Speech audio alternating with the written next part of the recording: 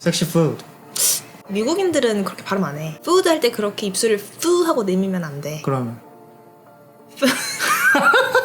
이런 식으로 요즘 원어민들은 이런 발음 안 한다, 이런 표현 안 쓴다, 이런 종류의 광고나 정보 영상이 많이 보이잖아. 그치. 예전에 한창 영어 말하기에 자신이 없었을 때 외국에서 유학 생활을 오래 하다 왔던 후배가 해줬던 인상 깊은 조언이 하나 있는데 이 사람들의 언어로 네가 말하려고 하는 것 자체가 너는 이미 커뮤니케이션에서 절반의 몫을 분담하고 있는 거다. 나머지 절반은 이 사람들이 너의 서투른 영어를 잘 알아듣기 위해서 노력해야 하는 것이지 그 남은 부담까지 네가 짐을 져야 하는 그런 책임이 있는 것은 아니다. 원어민들은 그렇게 안 해. 이런 종류의 이야기들이 실제로 영미권에 가서 체류하려는 사람들에게 어느 정도 도움이 되긴 하겠지만 영어가 어떤 표준이나 정답이 있는 것처럼 딱 상정을 해놓고 우리는 그 표준에 미달된 존재, 그 표준에 도달해야 하는 존재, 이런 식으로 설정이 되는 건 좀 문제가 있다. 이런 종류의 이야기는 많이 없는 것 같다는 느낌이 들어서 오늘 너랑 같이 얘기를 해보고 싶었어. 평소에도 많이 고민하는 주제야. 영어에 주인이 있다라는 원어민 중심주의가 문제인 이유가 있다면 이런 지점에서가 아닐까. 원어민 중심주의의 원인을 나도 생각을 해봤는데 원인. 에피저를 좀 해보자면 1번 우리나라 특유의 정답을 찾으려고 하는 교육 문화. 우리 사전 인터뷰 때 네가 고부담 시험이라는 얘기를 했었잖아. 수능처럼 대학에서 선발하기 위해서 활용하는 그런 지표가 되는 시험들이 많아서 정답을 맞춰야 한다는 그런 맞아. 강박이 있고 있는 것 같아. 2번이 서구 중심주의나 어떤 식민주의의 내면화. 또 마지막 3번이 한국어는 단일 중심 언어라고 불러, 학술적으로. 단일 중심. 단일 중심 언어. 중심이 하나라고. 왜냐면 한국어는 정부 산하기관인 국립국어원이 표준국어 대사전이라는 걸 제작을 해서 이게 표준어다, 이게 틀린 거다를 규범화하는 기능이 있어. 영어도 이제 물론 너도 알다시피 옥스포드 잉글리시 딕셔너리 같은 게 있긴 있지만 그게 어떤 민간 기관이지. 그리고 영어는 전 세계 곳곳에 퍼져 있어서 인디언 잉글리시, 싱가포르 잉글리시 뿐만 아니라 아예 뭐 차이니즈 잉글리시, 코리안 잉글리시 이런 식으로 영어가 모국어가 아닌 곳에서까지 되게 파생되는 것이 많고 맞아. 이런 점에서 탈중앙적 언어를 한단 말이야. 근데 영어를 한국어에 대입해서 생각하는 거지. 한국어는 정답과 오답이 정말 일리 있어. 물론 이제 언중에 그걸 반영해가지고 바꾸긴 하지만 어쨌든 일리 있는 것 같고 다 너무 동의를 해. 근데 한국어와 영어의 지위 차이를 고려하지 않을 수가 없는 것 같아. 주로 이제 한국인들끼리 이렇게 써왔던 한국어랑 이미 너무 국제어의 지위를 너무 명확하게 가지고 있는 영어랑 그리고 그 영어 교육의 필요성이 너무 절박하게 이제 전 세계적으로 있는 상황에서 좀 다른 것 같아. 화자 수로 따지면은 인디언 잉글리시도 정말 많잖아. 맞지. 근데 특히 우리처럼 아카데믹한 환경에서 공부를 하는 사람이면은 인디언 잉글리시로 논문을 쓰는 것보다 당연히 아메리칸 네이티브 스피커들의 규격에 맞는 문장을 쓰고 국제기관에 이렇게 승인을 받는 것이 더 유리하지 않나? 맞아. 그러니까 이 방금 너가 말한 지점이 뭘 반영하는 것 같냐면 우리가 영어를 배워야 되는 실용적인 이유가 너무 명백하게 있는 거야. 어떤 위치로 올라가기 위해서 약간 일종의 자본으로서 영어가 꼭 필요한 거지. 문화 자본으로서 우리가 어제 사전 인터뷰를 했을 때 나눴던 얘기 중에 내가 지금 생각나는 게 영어 교육의 이중성?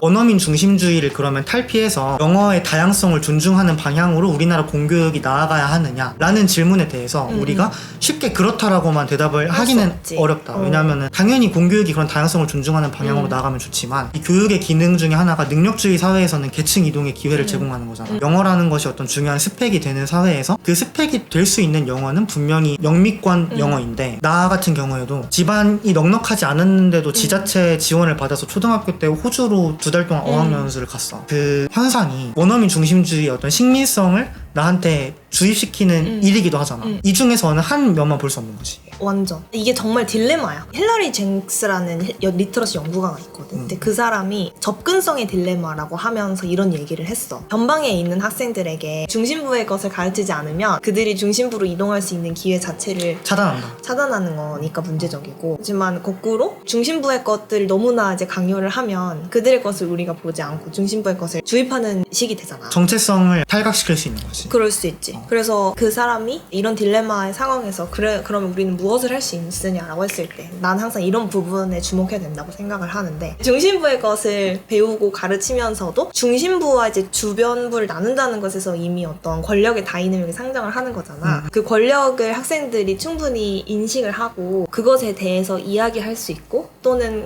그들이 이야기하지 못하는 이야기를 내가 할 수 있고, 즉 대안 담론을 형성할 수 있는 이제 그런 리터러시를 길러주게 하는 것이 이제 비판적 리터러시 교육의 핵심이 되어야 된다 그러거든. 약간 중심 언어를 자원화한다고 이해를 해도 맞아. 될까? 그렇지. 자원화를 하는 거고. 지금 우리의 얘기가 되게 추상적으로 들릴 수 있는데 기독교를 보면은 제국에서 식민지로 들어온 종교잖아. 근데 식민지에서 예를 들면 라틴 아메리카에서 기독교를 받아들인 사람들이 막 성모 마리아 상을 라틴계열로 만들고 스페인 사람들이 전해준 대로 그 기독교를 받아들이지 않고 뭔가 자기네 민간 신앙이랑 조합해가지고 조금 다른 종류의 기독교를 만들어서 그 신앙생활을 하는 거야. 중심이 주변에 침투를 하면서도 주변이 그걸 자원화해서 전유하는 예시인 것 같은데 맞아. 우리처럼 아카데믹의 환경에 있는 사람들은 당연히 성찰을 해야지만 기층에 있는 사람들한테 성찰하세요 약간 이런 식으로 말하지 않아도 사실 그 사람들이 이미 알아서 할 수 있는 힘이 있다. 맞아. 약간 그런 생각이 드는 것 같아. 맞아. 그 힘을 우리가 막 일부러 알려주려고 하고 막 그런 식으로 접근하는 건 정말 아닌 것 같고 그 힘이 있다는 걸 알고 그렇지만 최소한 그 힘을 발휘할 수 있을 만한 교육을 제공을 해주긴 해줘야 돼. 여건이 필요하지. 근데 이제 그러지 못하는 측면이 아직은 너무 많은 것 같아. 우리나라에서 영어 교육. 학계에서는 그러면 어떤 노력들을 하고 있느냐라고 했을 때 우리가 흔히 영어 발음 교육을 하는 연구가 있다고 쳐봐. 그러면 어떻게 학생들에게 정확한 발음을 습득할 수 있게 도와줄지 이런 걸 이제 연구할 것 같잖아. 근데 최근에 원어민 중심주의에 좀 경계를 하자라는 배경에서 발음을 말하는 사람이 잘하는 것도 중요하지만 듣는 사람이 그거를 잘 인식을 할 수 있어야 의사소통이 잘 된다는 거야. 예를 들면 영어를 잘 못하는 학생이 있어. 영어를 잘하는 학생도 있어. 그럼 영어를 잘 못하는 사람한테만 영어 발음을 열심히 알려주는 게 발음 교육이 아니라 같은 교실 안에 있는 그 영어를 모어로 배운 학생도 그 학생의 언어를 잘 이해할 수 있도록 듣기 교육을 해야 된다는 거지. 네가 이제 메릴랜드 대학 입시를 준비할 때 썼던 수학계획서를 내가 봤잖아.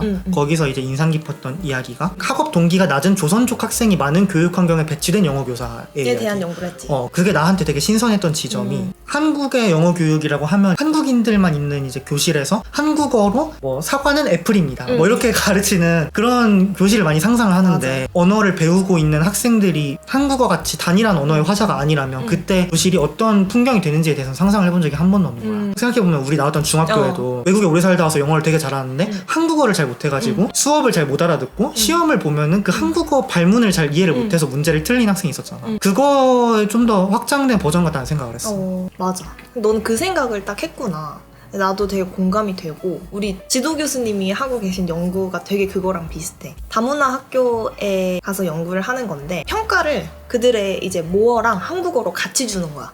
같이 줬을 때 그 점과 비교해서 이들의 이제 평가 결과가 어떻게 달라졌느냐를 보는 거고 만약에 차이가 있다라고 밝혀진다면 한국어로 시험을 봤기 때문에 이제 시험을 못 봤다라는 이제 증거가 될 수도 있는 거잖아. 그래서 우리나라 학교에서도 이제 점차 다문화 환경이 늘어나고 있는데 어떤 식으로 이들에게 우리가 적절한 지원을 해줘야 되는가, 교육이 어떻게 다시 상상되어야 되는가 그런 목표를 가진 연구라고 할 수 있을 것 같아. 북미나 특히 미국은 워낙 민족적으로 인종적으로 너무 다양하니까 거기는 일찍이 그런 이제 직면해왔던 상황인 거지. 교실 안에서 여러 언어가 한 번에 이렇게 공존하는 그런 교실 상황.